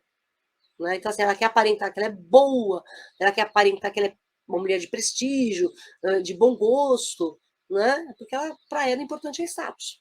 Né? Para ela, importante é status. Né? E o Rubião, para ela, é um degrau. Né? Tanto que ela tem nojo do Rubião depois. Né? Ela é cruel com o Rubião. E o Carlos Maria é o outro narcisista do livro. Né? O Carlos Maria, ele também é bonito, é vaidoso, ele gosta de ser... Ele é um conquistador, né? Mito de Dom Juan. A gente fala em mito de Dom Juan, me lembro do livro Angústia, né? Porque o Julião Tavares também é o mito de Dom Juan, que é o cara que conquista e depois despreza. Né? O Carlos Maria, inclusive, ele vai se casar com a Maria Benedita porque ela não é tão bonita quanto ele. Porque assim as atenções ficam só para ele. Ele continua sendo admirado. Então ele é realmente o grande narcisista da obra. Tá legal? Bom, é um livro que tem muita tendência filosófica, a gente não pode esquecer disso, né? Tem um marco filosófico muito forte do Machado de Assis, psicológico também. Então, alguns traços do Machado de Assis que a gente encontra em toda a obra dele vão estar presentes aí. Já falei, metalinguagem, intertextualidade, digressão, né? Pessimismo, o adultério como tema. Aqui, ele não se executa no plano Sofia, Rubião e Cristiano Palha, ele não tem o adultério se executando ali. Mas eu tenho uma outra perspectiva muito forte do Machado, que é a análise psicológica. É um livro que ele fala da loucura. Existe um outro conto do Machado de Assis, chamado Alienista, em que ele faz um estudo sobre a loucura. Né? E aí o Quincas Borba leva a gente a um questionamento que eu acho muito importante. Né? Realmente, quem são os loucos? Será que os loucos são os inocentes, que nem o Rubião, ou os loucos são os maldosos, como Sofia e Cristiano Palha? Né? Quem é o louco nesse mundo? Essa é a grande dúvida. Né? E é uma dúvida que a gente vai ter no Alienista. Né? Tanto que o Dr. Simão Bacamarte, ele interna os loucos, depois ele interna os normais, e ele acaba se internando para tentar definir a partir dele o que é loucura e o que é normalidade. E o que é loucura e o que é normalidade depende muito do teu ponto de vista. Você está aqui me ouvindo, pelo menos, acho que há uns 60 minutos, né? Para alguns é loucura isso que você está fazendo. Para você é normalidade ou necessidade, não sei. Tá legal? Então, essas são as linhas básicas do Quincas Borba, do Machado de Assis, tá bom? Bom, então assim a gente viu uma revisãozinha rápida do Quincas Borba do Machado, e agora a gente vai para um romance chamado Angústia. E acho que uma das primeiras coisas que você pergunta é o porquê do título Angústia. Angústia, na verdade, é o resultado do complexo de culpa, de vazio, né, de um esforço que o Luiz da Silva empenhou para conseguir alguma coisa e não consegue nada, principalmente com a Marina. Ele acaba perdendo a Marina para o seu arqui-inimigo, né, que é o Julião Tavares. É um romance vanguardista do Graciliano Ramos, em que a gente tem o foco narrativo em primeira pessoa, então tudo parte de dentro do Luiz da Silva. Então é um grande monólogo interior em que o Luiz da Silva vai contando para a gente a sua vida numa livre associação de ideias. Né? Então, assim, não vai ter uma coisa puxando a outra obrigatoriamente. Então, a gente tem as situações que são esparsas. Né? Então, de repente, ele fala do avô, de repente, ele fala do Julião Tavares. É um livro de memória. A gente pensar bem, a memória ela não é cronologicamente linear. Né? Você vai lembrando das coisas conforme elas são importantes. E mais que um livro de memórias, ele é um livro de confissão, em que o Luiz da Silva está confessando, né, o seu delito, que teria sido matar o Julião Tavares. Luiz da Silva é um anti-herói, né, é um dos heróis problemáticos da obra do Graciliano Ramos, que vive num grande drama. Ele queria, aliás, num grande drama não, em vários, né? Mas ele queria ser, por exemplo, escritor, né? Mas ele consegue ser só um escritor de artigos por encomenda, né, não consegue grande destaque. E aí você percebe que o Graciliano Ramos ele vai beirando vários outros gêneros, né? Então você tem o gênero literário, você tem o gênero no livro, né? Você tem o gênero jornalístico, você vai ter o oratório, você vai ter o discurso, você vai ter as palestras, os sermões. As linguagens também são variadas, né? Você tem a linguagem do intelectual, do trabalhador rural, você tem a linguagem do homem urbano, você tem a linguagem da classe média, da classe mais baixa, da dona de casa, a linguagem do sertanejo. Né? Assim como também a gente vai tendo diversas visões, né, diferentes do mundo. Né? É um mesmo espaço social, mas as visões ali são diferentes. Né? Você tem uma certa perspectiva muito variada, embora tudo seja filtrado pelo olhar do Luiz da Silva. Uma coisa que é importante você lembrar é que o estilo do Graciliano Ramos é sempre um estilo econômico, tá? O vocabulário dele é econômico, a sintaxe dele é perfeita, rigorosa, não tem muitos adjetivos, não se vale muito de diálogos, e se vale muito de uma técnica que a gente chama de parataxe. Tá? Vou colocar aqui em cima. O que é a parataxe? A parataxe é quando você compõe os seus parágrafos a partir de períodos compostos por coordenação. Tá? A coordenação ela agiliza a narrativa. Então já é um romance psicológico. Então ele já é lento porque é psicológico. Se você ficar se valendo de períodos subordinados, isso fica mais longo ainda. Então a parataxe ela dá uma bela encurtada. A ordem direta é predominante, né? Sujeito, verbo e complementos verbais. Por quê? Porque isso aproxima muito da oralidade, né? Do discurso que é o discurso do Luiz da Silva. Ele está conversando com a gente, contando para a gente o que foi a vida dele. O professor Antônio Cândido, ele tem um artigo chamado Os Bichos do Subterrâneo, e ali ele divide a obra do Graciliano Ramos nesses três momentos, né? Que são os romances em primeira pessoa, Caeté, São Bernardo e Angústia, depois os em terceira pessoa, Vidas Secas e Insônia, e os autobiográficos, que é Infância e Memórias do Cárcere, tá? A divisão da obra. Então, o angústia está lá na primeira pessoa, né? O Antônio Cândido ele fala, né, que tecnicamente Angústia é o livro mais complexo de Graciliano Ramos, destacando sua construção fragmento por fragmento numa tríplice conformação temporal, a referência do narrador personagem ao seu passado, a deformação dos eventos por visão subjetiva e o que disso decorre. Um novo modo de se vislumbrar a realidade e de se interver nesse mesmo real, representando uma deformação expressionista. Como tudo é filtrado pelo olhar do Luiz da Silva, ele muitas vezes exagera nesse olhar. E uma das características do expressionismo é justamente a deformação por meio do exagero. Tá? Então a gente vai ter bastante expressionismo no romance Angústia. Tá? Numa carta que o Graciliano Ramos escreve para Antônio Cândido, olha como o Graciliano Ramos define Angústia. Angústia é um livro mal escrito. Foi isto que o desgraçou. Ao reeditá-lo, fiz uma leitura atenta e percebi os defeitos horríveis. Muita repetição desnecessária, um devagar maluco em torno de coisinhas bestas. Desequilíbrio, excessiva gordura, enfim. As partes corruptíveis tão bem examinadas no seu terceiro artigo, do Antônio Cândido. É preciso dizermos isto e até exagerarmos as falhas. De outro modo, o nosso trabalho seria inútil. Graciliano Ramos, então, ele diz que o livro é muito gordo, né? Ele tem muita gordura. Na verdade, o livro foi publicado num período em que o Graciliano Ramos estava na cadeia. O Graciliano Ramos ele tinha um hábito de escrever, reescrever, alterar, mudar, e ele não fez isso com o Angústia. O que não significa que ele não pudesse ter feito essas mudanças para uma segunda edição. Eu acho que, na verdade, no fim das contas, ele gostou do livro, né? Da maneira como ele é, né? Muito gordurento. É como o cérebro do Luiz da Silva. Não é? Ele é muito cheio de vai e vem, muito cheio de conflitos, né? Muito cheio de angústia mesmo. Então ele não pode ser um livro claro. O Luiz da Silva é um homem perturbado. Então, se o livro fosse claro, a perturbação teria caído por terra. Não é? Ficaria muito inverossímil, tá bom?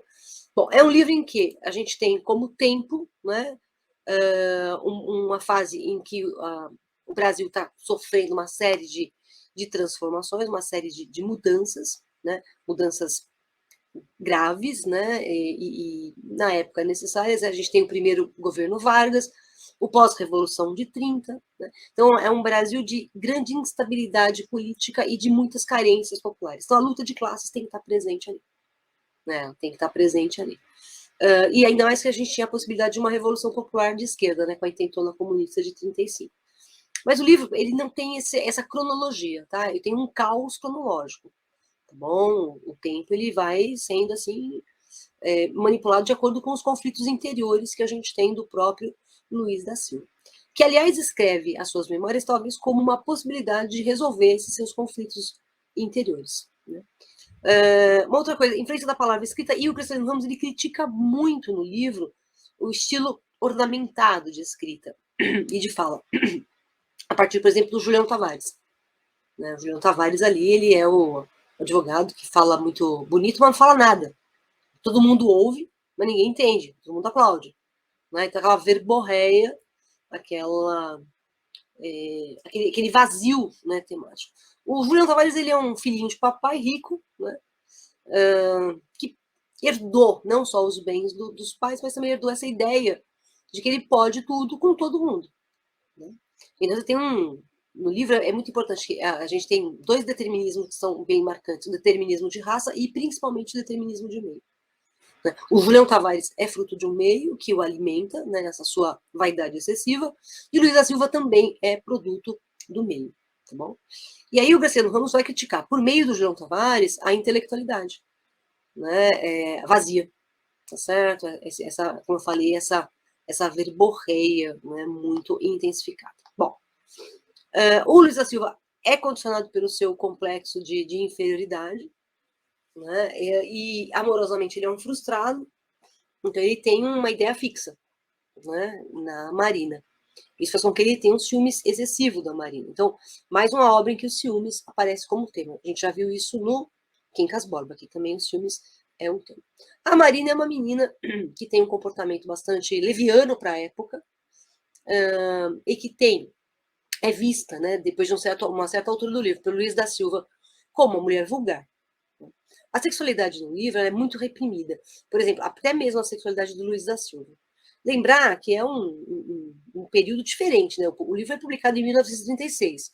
Então, a relação com a sexualidade é diferente da que a gente tem hoje em dia.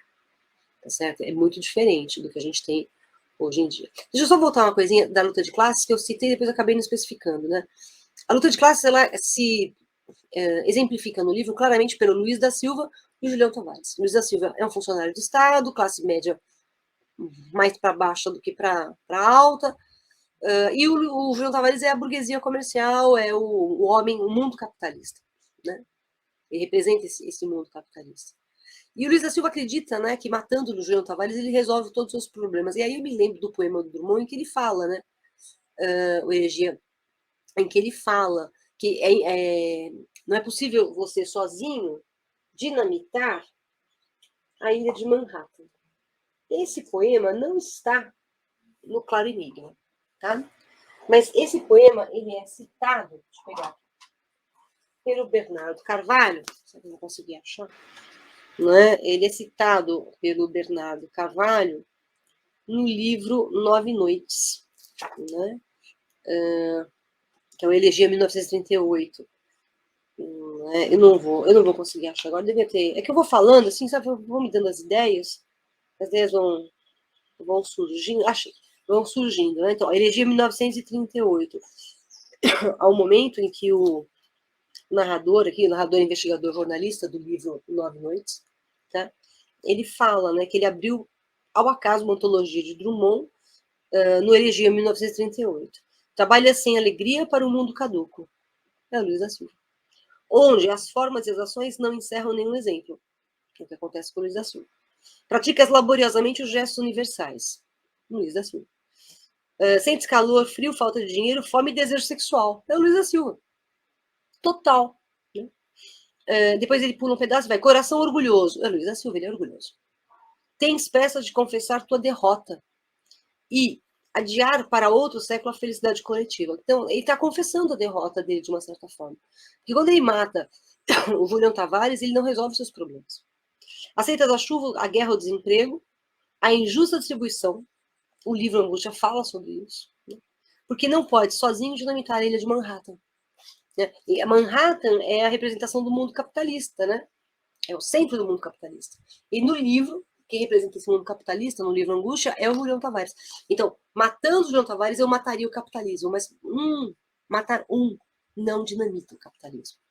Tá bom? Então, veja, ó, Nove Noites cita o Elegia 1938, do Drummond, que não está no Alguma Poesia, mas que eu consegui vincular com o romance Angústia. Tá legal? Então, toma um pouquinho de cuidado com isso. Bom, o papel da mulher na sociedade, né? Mulher sempre dependente do homem, a mulher que tem um comportamento um pouco mais avançado é vista como prostituta, né? É exatamente o que o Luiz da Silva depois vai acreditar que seja o perfil da Marina, tá? E o moralismo nordestino dominante, né? Que ainda é bastante forte essa perspectiva moralista no Nordeste, a gente sabe muito bem disso. Não só lá. Tá? Romance de confissão, como eu falei, memorialista, né? Primeira pessoa, enredo simples. Assim, é simples o enredo, mas a complexidade é porque é um romance psicológico. Né? A história ela é simples, se você pensar bem. Né? Mas a maneira como ela está apresentada é que é complexa. Tá legal? É um homem, Luiz da Silva, dilacerado pela sociedade, estruturalmente fragmentada, e ele vive esse drama, que é, na verdade, um drama do homem da época. Então, o Luiz da Silva, ele é a parte pelo todo, ele é um que representa todos. Tá bom? Não esqueça que a narrativa é fragmentada por causa daquele monólogo interior que a gente já comentou logo no início. E tudo que está sendo contado já aconteceu. Tá bom? Então, assim, o relato é posterior aos acontecimentos. Então, por exemplo, se eu pegar aqui deixa eu pegar aqui o meu Angústia, né? Se pegar o começo do livro, né, ele começa dizendo o seguinte: levantei-me há cerca de 30 dias, mas julgo que ainda não me restabeleci completamente. Ele ficou doente. E aí ele vai começar a falar da vida dele, conta, e ele vai ficar doente no final do livro, no último capítulo. Que, aliás, o último capítulo é um parágrafo inteiro. É só um parágrafo, tem várias páginas, é um parágrafo inteiro. Tá? É um parágrafo todinho. Então, assim, o livro tem essa perspectiva da circularidade. O livro termina como começa ou começa como termina. Tá? Se terminar de ler o livro e começar a ler de novo, faz sentido. Tá? Então, o livro é circular, assim como também todo o perfil psicológico do Luiz da Silva, ele é circular. É a tal da técnica do parafuso do Antônio Cândido, né? O parafuso é um parafuso espanado, que gira, gira, gira, gira e não prende nada. É o que acontece com o Luiz da Silva. Ele vai girar, girar, girar, girar, girar o tempo todo em torno da ideia dele e não vai chegar a nenhuma conclusão.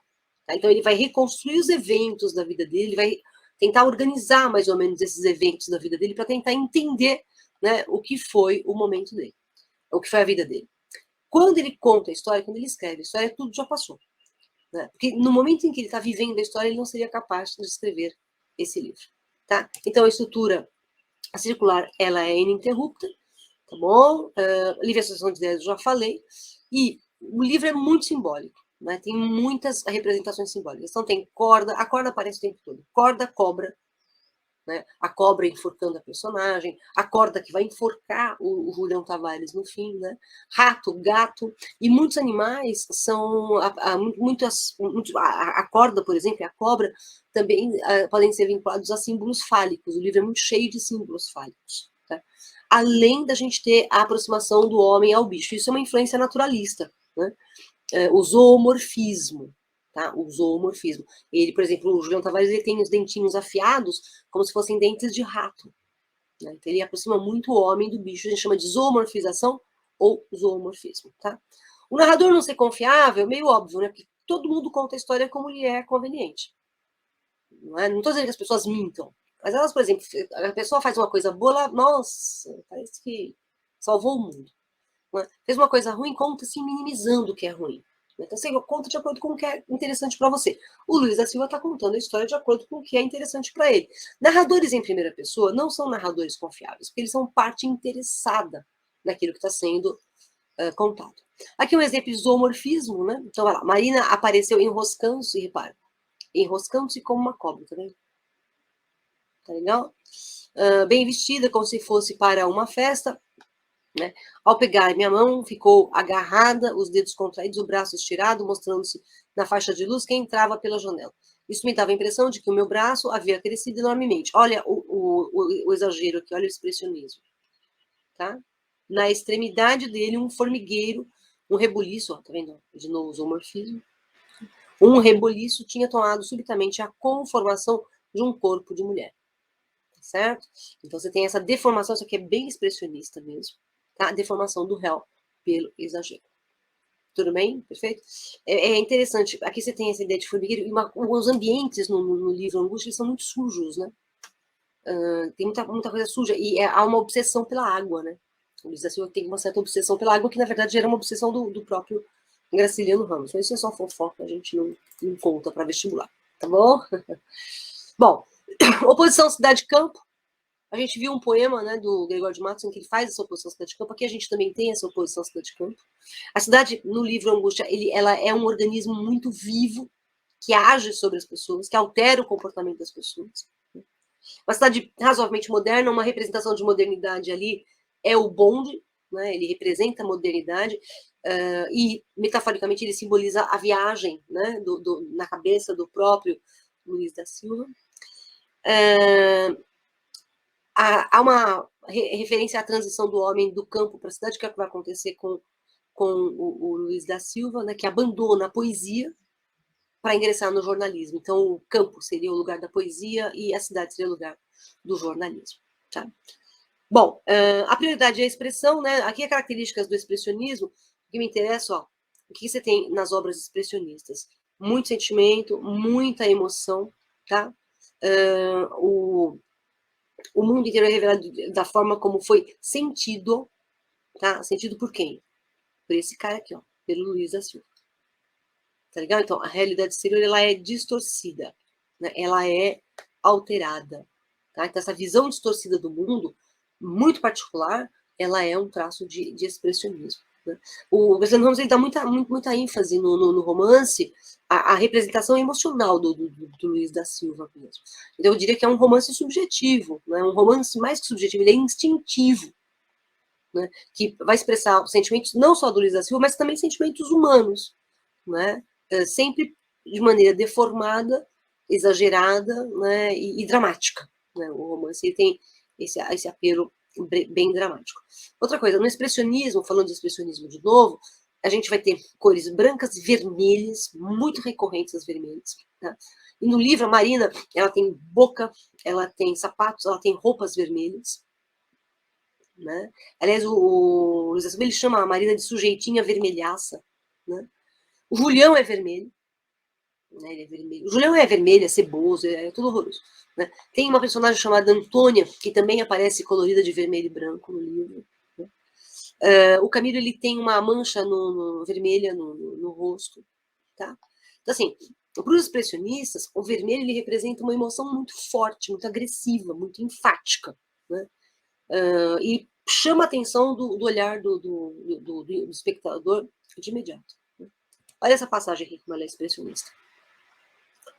O moleque de tabuleiro deu um grito estridente que me assustou, evidentemente. A rua sossegada, como nos outros dias, o grito do moleque continuava a furar meus ouvidos, evidentemente. O que é que ia fazer? Dizer. O pensamento partia-se, ia cair da cama, delirar, morrer. A carne estremecia, os pés, os cabelos doíam-me.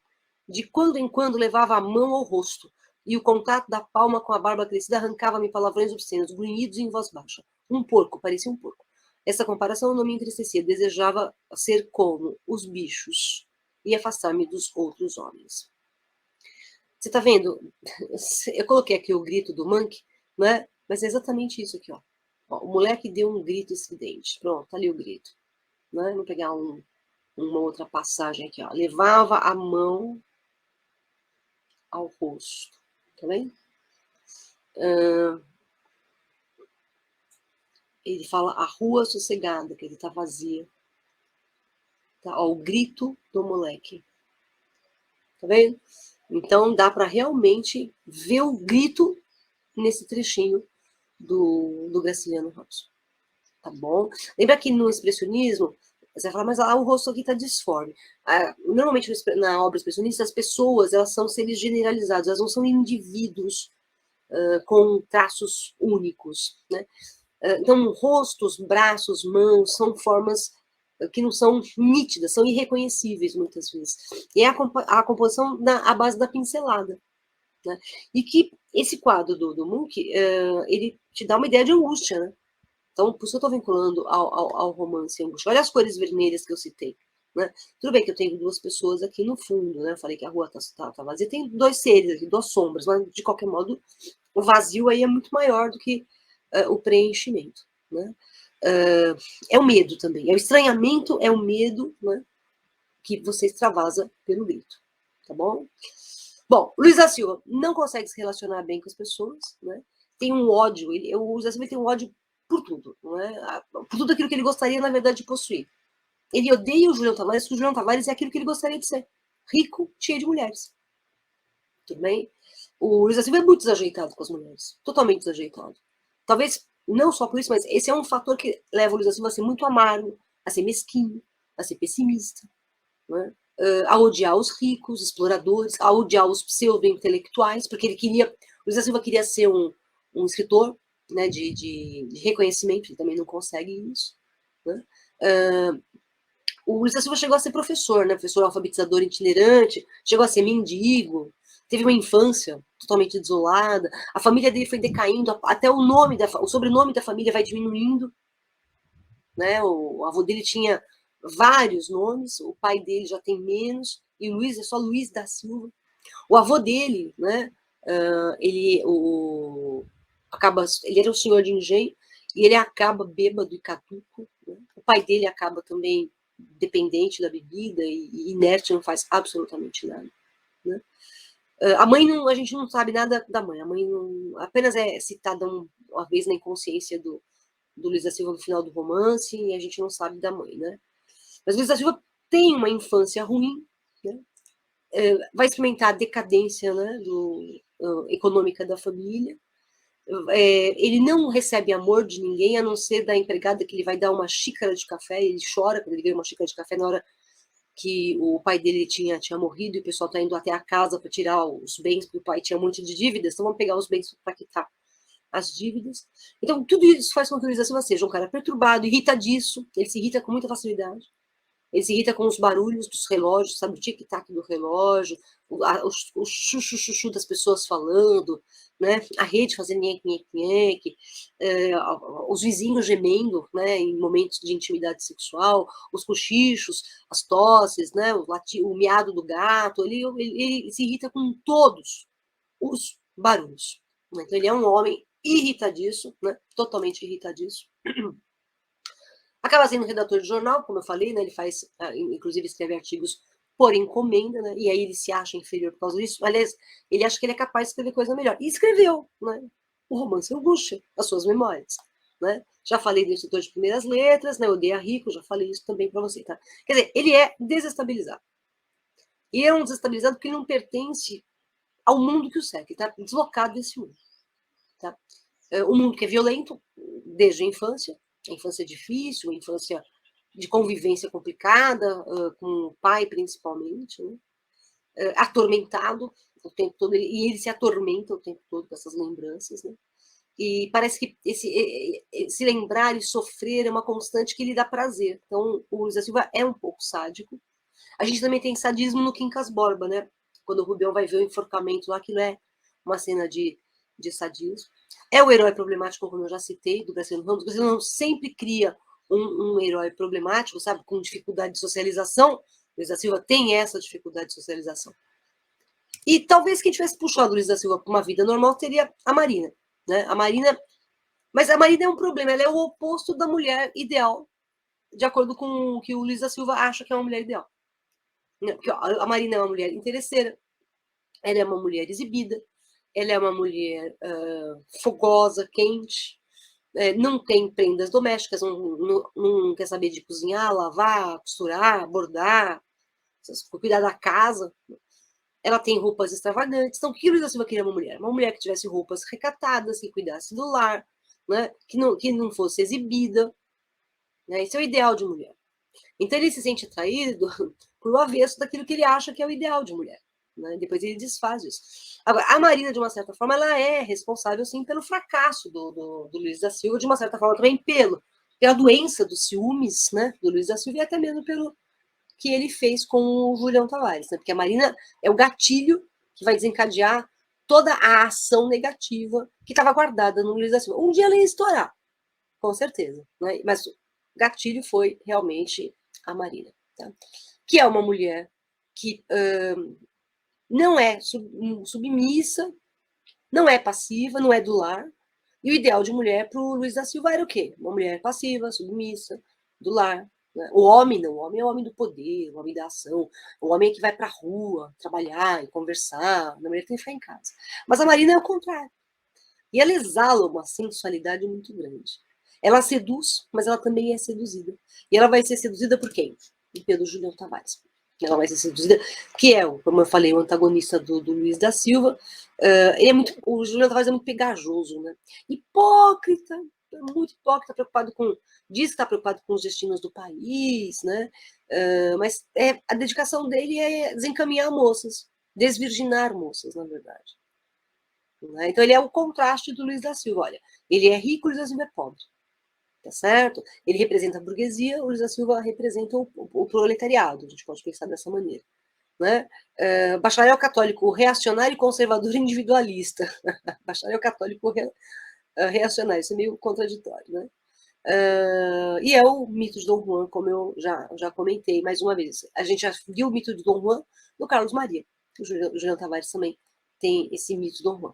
E é o cara que fala bonito, né? Tem essa linguagem retórica cheia de adjetivos e palavras difíceis, mas não tem pensamento nenhum. Né? É o vazio. Né? O discurso dele é vazio. Tem as frases muito engenhosas, né? Todo mundo aplaude, principalmente porque ele representa, ele simboliza, né, o político de moral perfeita, mas na verdade ele é corrupto, ele é um homem corrupto. Né? Ele é admirado, na verdade, mais pelo que ele fala, e não mais admirado, não é isso. Ele é mais admirado pela maneira como ele fala, né? E não pelo que ele fala, porque ele não fala nada, ele tem esse esvaziamento natural. Tá? Bom, essas são os personagens centrais e o romance, né? Como eu falei para vocês logo no começo, a estrutura do romance, né, termina com o sono do narrador. O Luiz da Silva mata o Julião Tavares, ele vai para casa, se livra das provas do crime e ele cai doente, né? Então, o último capítulo é um capítulo de delírio total, em que ele, o Zeno Ramos, ele reúne ali todas as personagens praticamente do livro, menos Marina. Tudo bem? E aí depois, ele vai, a última coisa que está escrito lá, ele deita num colchão de paina, né? Deixa eu olhar aqui para falar direitinho para vocês como é que termina. E termina dizendo assim, íamos descansar, um colchão de paina. Né? E aí ele começa, levantei-me. Né? Da onde? Do colchão de paina. Tá? Então, assim, o Luiz da Silva nunca vai sair dessa síndrome de angústia, né, que gira ao redor da obra o tempo todo. Tá bom? Ok? Então, pessoal, basicamente, para essa nossa primeira revisão da FUVEST, tá de bom tamanho. Para dar para você refrescar as ideias. Tá bom? Não se esqueça que no meu canal tem vários linkzinhos com trechinhos da obra, dicas rápidas sobre as obras. Dá uma procurada aí nas playlists. Tá bom? Acho que pode te ajudar um pouquinho. Tá? Eu volto no próximo vídeo com mais 3 romances, mais 3 livros, né, da lista de leitura obrigatória para a FUVEST 2022-2023. Eu te espero, tá? Aproveita, se inscreve no canal, tudo bem? Assim que eu colocar no ar o vídeo, você já fica sabendo. Indica para os amigos também, por favor. Eu agradeço imensamente. Espero ter te ajudado e daqui a pouquinho eu volto com mais um vídeo. Um beijo, fique bem. Tchau, tchau.